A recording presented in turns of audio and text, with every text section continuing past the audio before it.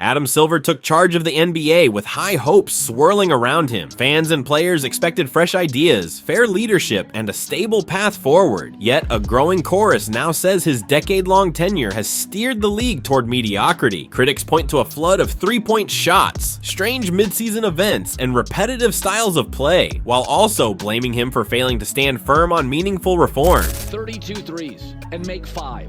The game is repetitive and boring. Adam Silver needs to change the game. The three-point shot is boring and repetitive. Every team plays the exact same way. I've said before, I would move the three-point arc into the bench, eliminate the corner, move it back a foot, make it part of the game, not the game. But are fans being too harsh, or is the NBA bursting into flames? When David Stern stepped down, basketball pundits imagined Adam Silver would guide the league into a brighter, more flexible era. Stern had built a global brand around the NBA, fueling international growth and shaping modern sports marketing. Many believed Silver's collaborative manner would preserve those gains while smoothing out tensions between owners and players. Early signs pointed toward a fresh approach. Silver tackled public controversies, weighed in on social issues, and seemed receptive to players speaking their minds. Some viewed this as a welcome break from Stern's iron rule. More voices might create more balance, observers thought. That they feel safe, frankly, in speaking out on issues that are important to them, that it's not going to affect their playing careers, that they come into this league and that we want them to be multidimensional people and fully participative citizens. However, concerns popped up soon after. Many felt Silver favored popular stars over the league's broader health. They noted his reluctance to clamp down on load management, even as frustrated fans complained about missing their favorite players during primetime games. This conversation is not about injuries. It's about people who were sitting down even though they were healthy enough to play because they wanted to preserve themselves and prevent themselves from getting injured while they were collecting a damn check. That's what this is about. It's about you choosing to go to work when you want to because your contract guaranteed. And you know come hell or high water, no matter whether you take days off or not, you're gonna get paid. Silver offered few hard-line policies. His critics said he acted more like a figurehead who appeased top talents instead of protecting the integrity of the product. Others questioned his global expansions and rumored mid-season showcases. They worried the league was drifting into gimmicks and ignoring core fan enjoyment. During Stern's era, big changes happened slowly, with a clear goal in mind. Under Silver, critics complained changes appear rushed and aimed at short-term excitement. The three-point revolution began years before Adam Silver took over. Teams recognized the math. If you can shoot well from outside, you can pile on points faster. But everybody's doing the same thing. Yeah. It drives me crazy. I saw a clip the other night of the Lakers and Suns where it was 7 straight possessions of 3, 3, 3, 3, 3. And the problem is we've reached a point with the analytics where the 3 is worth more than 2. And so now all the smartest people, yes. If you make it, you got to make it. Under Silver's watch, that trend exploded into every corner of the NBA. Even centers are chucking from deep these days, often ignoring mid-range shots and post-play.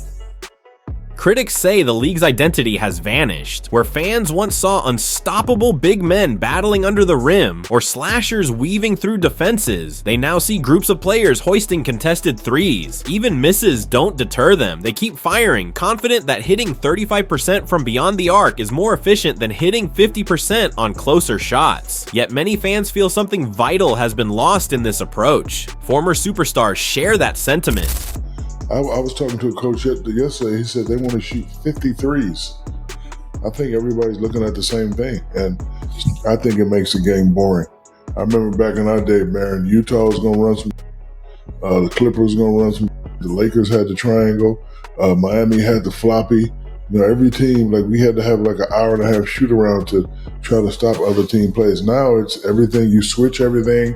You got Victor Wembanyama guarding goddamn Donovan Mitchell at the top of the key. That ain't no good basketball. So I think viewership will continue to go down unless we switch things back up. They look at final scores in the 140s and wonder if defense still matters. They see entire quarters where no one attempts a dunk or sets up a cunning post move. Is the high scoring working? Instead, squads stand around the arc waiting to launch. For older viewers, the variety that once marked NBA basketball has vanished. They remember inside-out strategies, specialized mid-range marksmen, and creative sets that required more than just a rush to the corner for a quick three. Coaches too have adapted to the numbers, but that adaptation, some argue, robs the game of nuance. If every team is copying the same formula, each contest can look like a carbon copy of the last. When these shots aren't falling, the spectacle of 70 missed threes in a single game becomes painful to watch. Adam Silver hasn't exactly forced teams to rely on the three, yet fans ask, has he taken steps to encourage balanced play? Could rules be adjusted to keep big men relevant or reward mid-range excellence? The back jumper's got it. Critics say he remains passive on this front, happy to let teams keep flinging from outside without offering any structural incentives for more diverse strategies. Meanwhile, some of the game's flashiest elements, dunks, crafty footwork in the post, Two to shoot. Hook shot is good. or fierce man-to-man defense get sidelined. Younger stars like Anthony Edwards or Zion Williamson do deliver highlight plays, but many wonder if these dynamic moments are overshadowed by relentless perimeter attempts. In response to dropping ratings, the NBA has tested new concepts. Adam Silver introduced the In-Season Tournament, sometimes called the NBA Cup. The idea, create mid-season excitement, much like European soccer knockout competitions. On paper, it might spark interest in a generally dull stretch of the schedule, yet many fans label it a gimmick. They claim it's an artificial way to boost TV numbers rather than a genuine improvement. One of them we're talking about right now is an in-season tournament. What we're trying to do here is we don't want to take anything away from the Larry O'Brien Trophy. You know, you have one, that's what it's all about at the end of the day, winning a championship. But we don't see any reason why there can't be something else you play for as well. I mean, a lot of people still really, I don't really understand what it is. You don't understand it? Watching you guys, watching, Kareem, Magic, we only really cared about the one thing. Larry. The Larry, They also point to the play-in tournament. Instead of having the top 8 seeds in each conference go straight to the playoffs, seeds 7 through 10 now battle for the final slots. Defenders of this system say it keeps more teams competitive later into the season. Critics view it as a cheap trick that rewards mediocrity. They argue a 9th or 10th seed rarely has a real shot at a deep playoff run, making the drama fleeting. The NBA's new play-in format has been the subject of much discussion over the past few months. Draymond Green scoffed at it. Luka Doncic questioned how fair it is. Mark Cuban, who voted for the play-in as a member of the Board of Governors, called it an enormous mistake. And then there was LeBron, whose take was that, quote, whoever came up with that stuff needs to be fired. The AllStar Game has also undergone repeated format tweaks. East versus West was replaced with captains drafting squads. Then came the introduction of point targets, quarter resets, and tributes to legends. Those changes grab headlines, but do they reclaim the magic of all-star matchups from decades past? Most fans would say no. The game often becomes a defense-free spectacle where players jog through possessions. If Adam Silver thought these tweaks would re-energize All-Star Weekend, results seem mixed at best. Critics believe these changes address symptoms, not causes. Why not reduce the season's length? Let's drop it down to 70 games. Let's cancel back-to-backs. There's going to be an economic issue with that, but let's lower games in. Wait a minute. I'm with Steve Kerr on this. I don't mind the season being dropped to 70 I'm with to you 72 on that. games. Yeah. That doesn't bother me at all. Or enforce rules that limit endless three-point attempts. Why not clamp down on load management so fans get to see stars in marquee games more reliably? Each quick fix might produce a temporary ratings bump, but the overall trend of declining viewership remains an open wound. Even ticket-buying fans can feel the league's pursuit of novelty. Promotional events and flashy logos pop up, but the actual basketball might not improve. This fosters cynicism among those who love the NBA's older structure. They see a league chasing ephemeral solutions rather than offering consistent, high-quality matchups. Adam Silver often praises these experiments, calling them innovative. Detractors call them flashy band-aids. The question remains, do they solve or even address the fundamental issues plaguing pro basketball?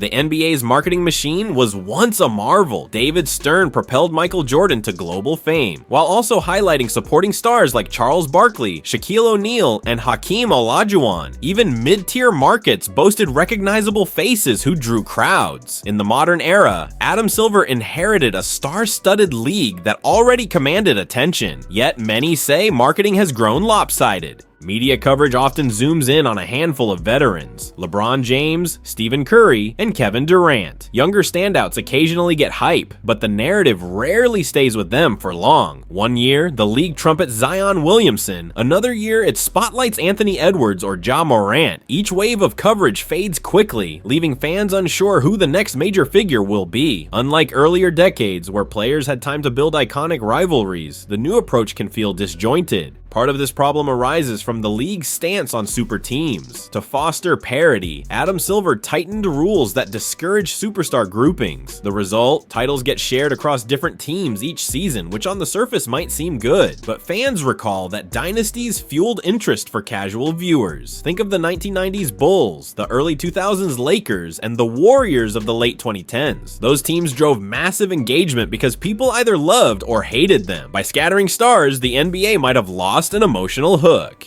Meanwhile, local marketing often struggles. If smaller markets can't afford multiple stars, they risk being overshadowed on national television. The league used to promote unique team identities. Now, with an emphasis on identical strategies, heavy three-point shooting, personality differences fade. Why tune in for the Minnesota Timberwolves if they play the same brand of basketball as the Orlando Magic, just with different uniform colors? Some fans also point to the overshadowing effect of the NFL. Football's cultural grip remains enormous, pulling in huge numbers on Sundays and even on holidays like Christmas. Adam Silver hasn't found a way to compete head-to-head, so the league rearranges schedules to dodge crucial NFL windows. While that might work short-term, it means the NBA cedes ground on what used to be its calendar highlights. This year, I want to talk about some of the numbers on NFL against the NBA, how the NBA is getting destroyed. So I posted this. I'm glad you have it, Rob. Perfect. Numbers don't lie. The current NBA regular season product absolutely sucks.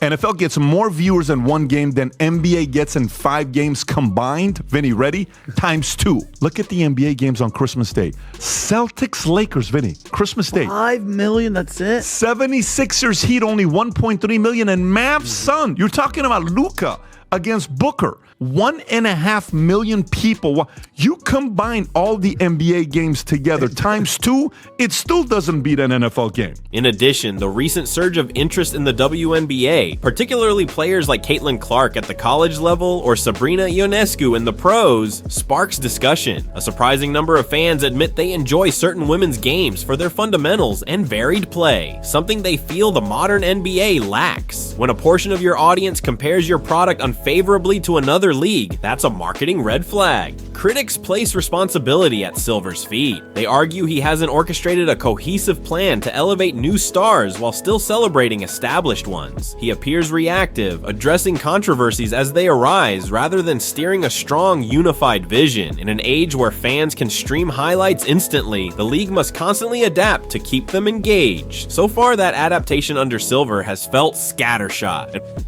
For a long stretch, major sports media seemed reluctant to question Adam Silver's strategies. Many respected his open style, expecting it to encourage players to speak freely and produce a better atmosphere. But as national TV ratings dipped and the product itself drew criticism, that protective shield started to crack. Older fans complained most loudly. They remember a time when every playoff team had at least one compelling star and a playing style that matched the city's culture. Utah's pick and roll with Stockton and Malone, New York's bruising defense, Sacramento's free-flowing passing, and so on. Today, critics say teams are too similar thanks to analytics that push constant three-pointers. Meanwhile, defensive intensity ebbs until the final minutes, leaving some watchers bored by quarter after quarter of identical sets. Last night you had 72 threes. That's not good at the YMCA, and it's not good in pro basketball.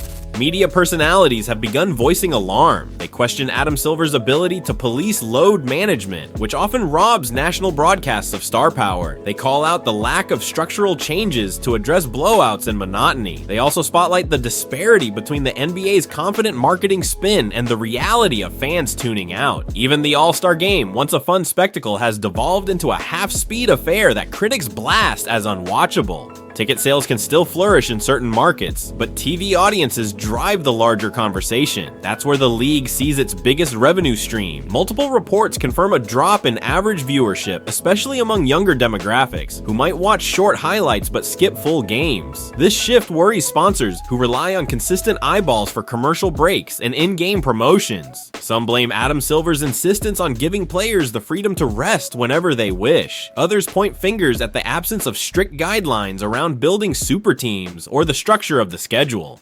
Then there's the possibility that fans just crave more unpredictability. If half the teams bomb from a distance while ignoring the post, the wow factor disappears.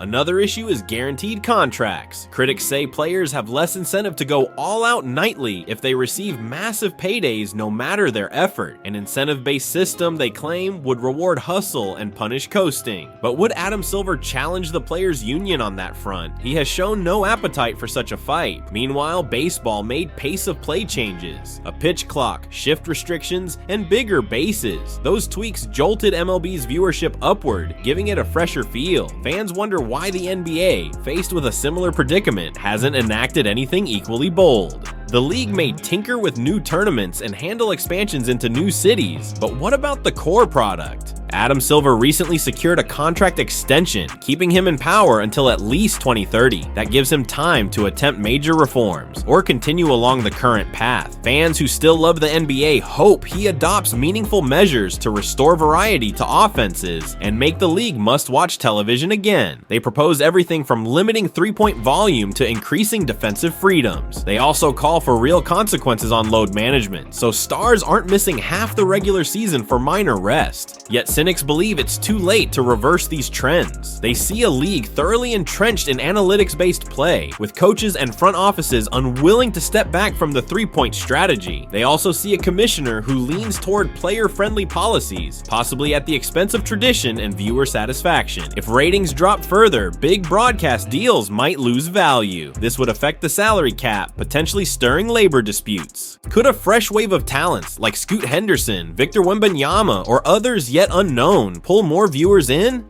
Possibly, but if the system demands they shoot 10 threes a night, they may not stand out enough to revive the league's uniqueness. True diversity in playing styles could become even rarer as younger players mold themselves to the current blueprint. Adam Silver's reign first began with optimism, but now the growing number of fans and critics alike blame him for a bland three-happy game loaded with gimmicks and padded by player-friendly rules, leaving fans to question his willingness to push back on trends that many feel weaken the product. With ratings down and critics growing louder, Silver faces a crossroads. Will he stand firm and steer the NBA toward a more dynamic brand of basketball, or let short-term solutions mask deeper flaws? Let us know what you think down below, and don't forget to watch our next video shown on screen.